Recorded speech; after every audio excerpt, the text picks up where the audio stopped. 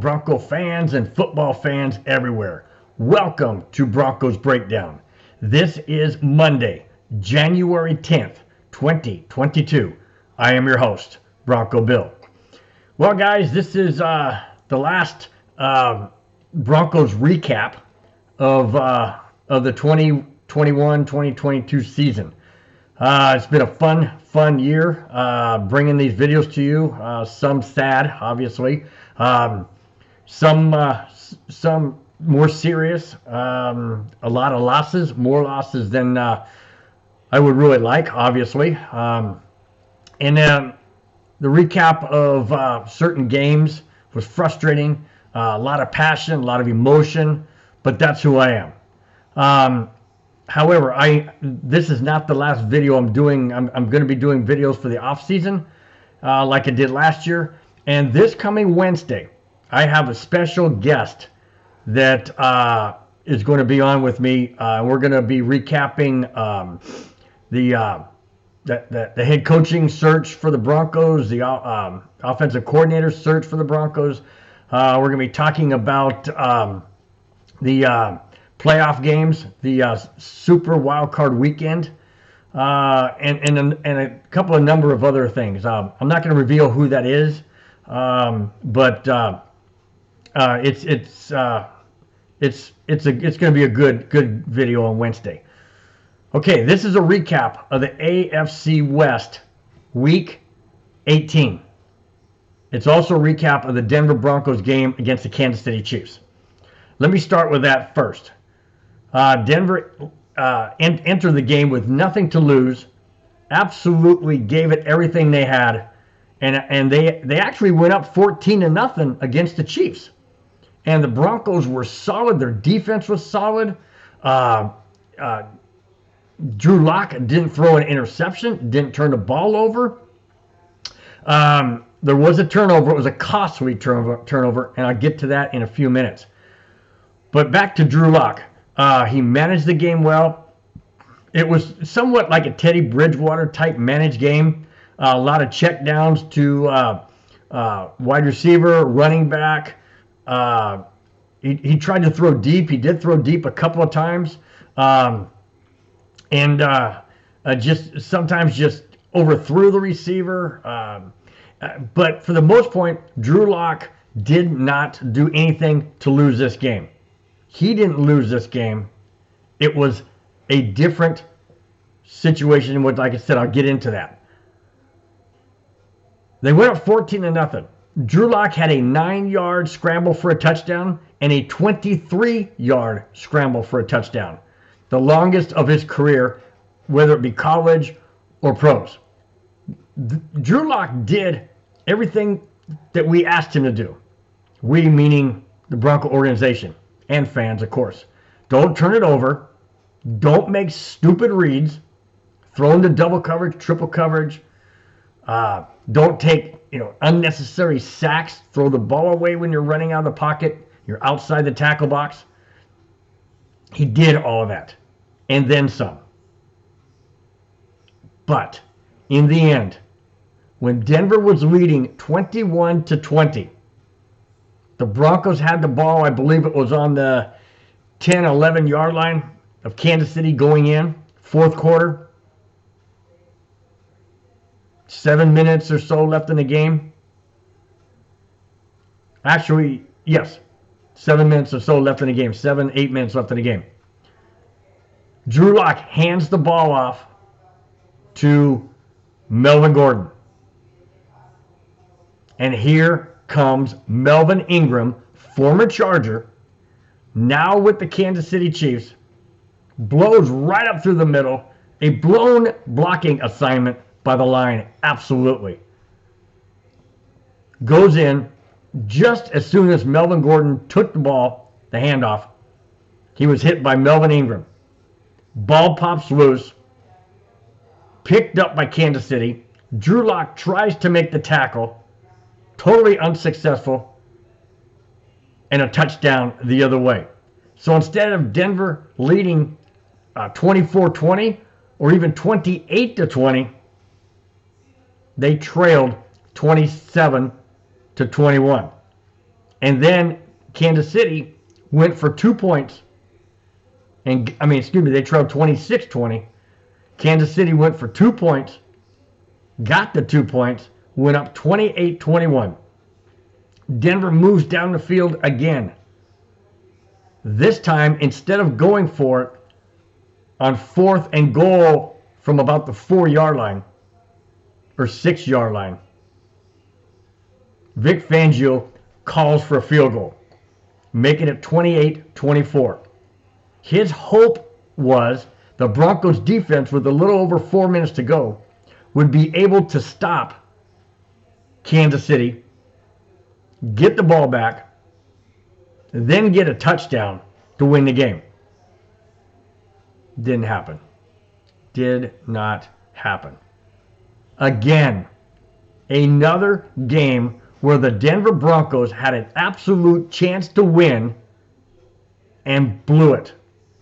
Again, I mentioned this many, many times, guys. Against Cincinnati, they had a chance to win and blew it.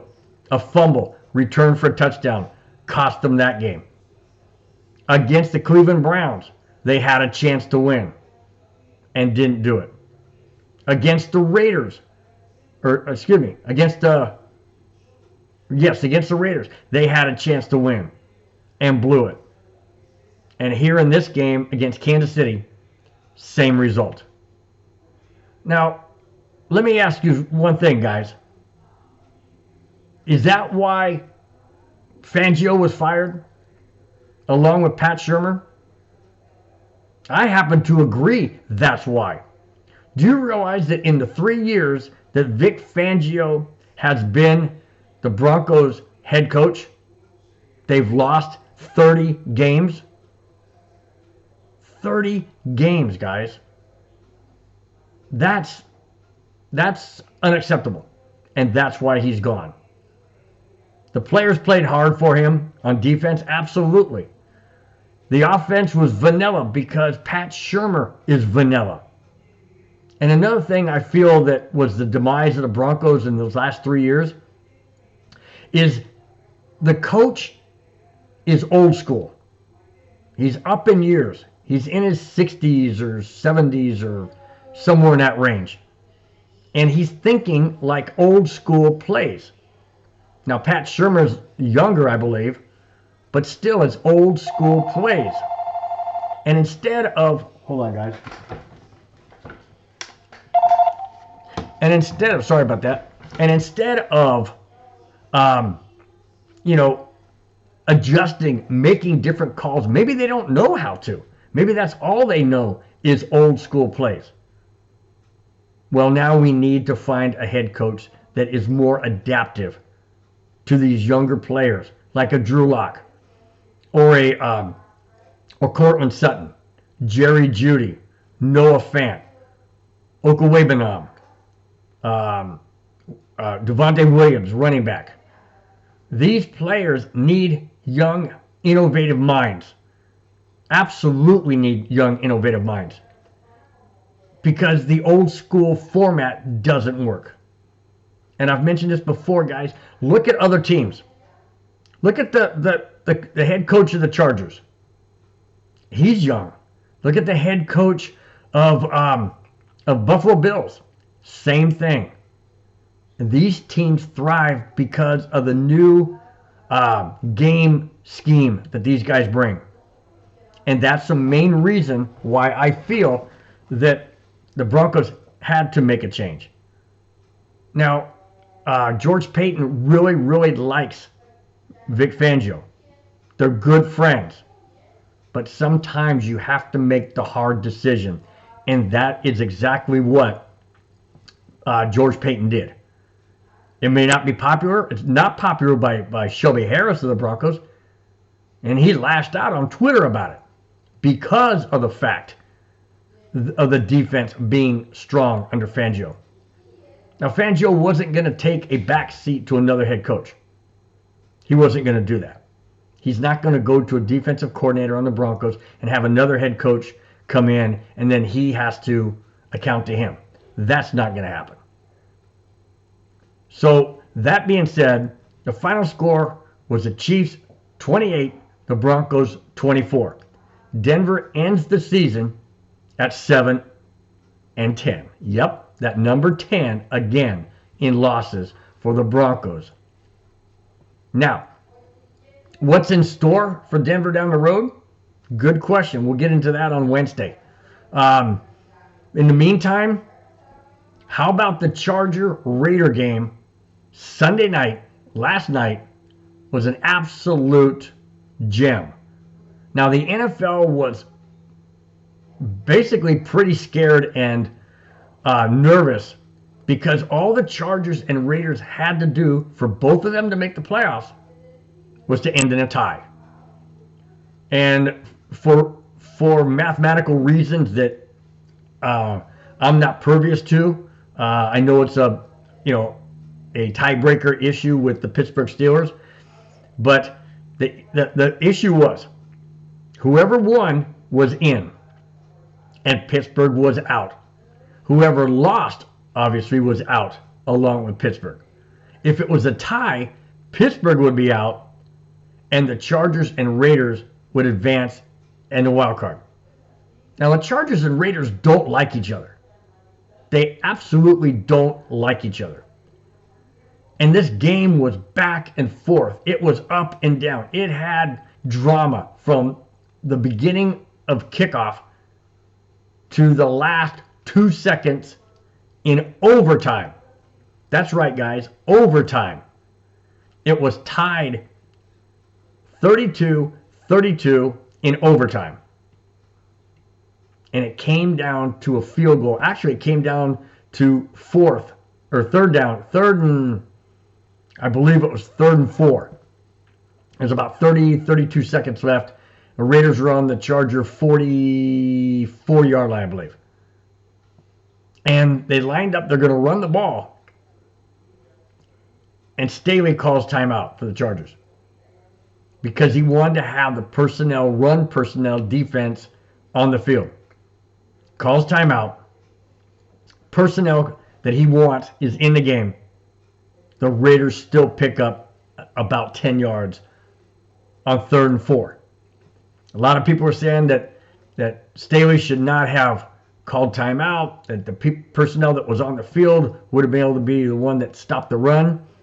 In any case, it would have been a 4th down with a field goal, and it did come down to a field goal. And then it was a field goal by the Raiders to win the game 35-32, knocking out the Chargers from the playoffs, and an electric Pittsburgh Steelers team, fan base, organization was elated because the Raiders won and the Steelers are in the playoffs. Now, going back to Broncos situation, am I glad that Fangio's gone? I've been up and down. I know I said I wanted him fired a long time ago. I also know that I said I hope they don't fire him because of his defensive mind. But I need to remind you guys, every time the Broncos have had a defensive coordinator, former defensive coordinator, as their head coach, other than John Fox, they have missed the playoffs. They've had a losing record. Now, John Fox had winning records, took them to the Super Bowl 48, which they lost to Seattle Seahawks. Other than that, Wade Phillips, no playoffs. Vance Joseph, no playoff losing record. And Vic Fangio, no playoffs losing record. When we've had former offensive coordinators become our head coach, we've gone to playoffs, we've had a winning record, and we've won Super Bowls. Mike Shanahan, offensive coordinator minded. Former offensive coordinator, back-to-back Super Bowls in 97, 98. Gary Kubiak, offensive coordinator, head coach of the Broncos, winning record, won Super Bowl 50. So my mindset is for the Broncos to hire an offensive coordinator for that very reason I just stated. There's a couple of offensive coordinators out there. Broncos are looking at Kansas City Chiefs Bieniemy. They're also looking at the Green Bay Packers offensive coordinator. There's also defensive coordinator in Dan Quinn from the Cowboys. I'm not really sold on Dan Quinn. He was a head coach previous with Atlanta and kind of, iffy. I'm not really sold on Dan Quinn. I want an offensive-minded head coach. Because if we keep Drew Lock and we don't get an Aaron Rodgers or a Russell Wilson as our quarterback, we are going to need to develop Drew Lock. And we need an offensive-minded head coach to get that done. We also need an offensive-minded, younger offensive coordinator. Those two things, in my opinion, are first and foremost on the radar of George Paton. I know George Paton's going to interview several, maybe 5, 6, 7 players, or 5, 6, or 7 coaches on other teams. He's also looking at a linebacker coach for the Patriots. Again, another defensive-minded head coach. I'm not looking for that. But then again, I'm not the Broncos GM. I'm just a fan. Avid fan, yes. Fanatic fan, yes. But a fan nonetheless. That's what I would like to see George Paton focus on. A younger head coach with innovative minds, innovative game plans, innovative schemes that can develop and bring this Bronco team back to the glory days that seem light years away since Super Bowl 50 and Peyton Manning and Gary Kubiak. That's what I would like to see in the offseason to begin the offseason process. What do you think, guys? What do you say? Please enter your comments. Please give me your thoughts, what you think. That's it. That's all I have for this video of the last Bronco recap of the 2021-22 season. Thanks a lot, guys, for watching. Thanks for subscribing. Have yourself a wonderful, wonderful rest of the day and week. And we will bring you that special video on Wednesday. So please watch and subscribe. Thanks again, guys. We'll talk to you then. Take care. Bye-bye.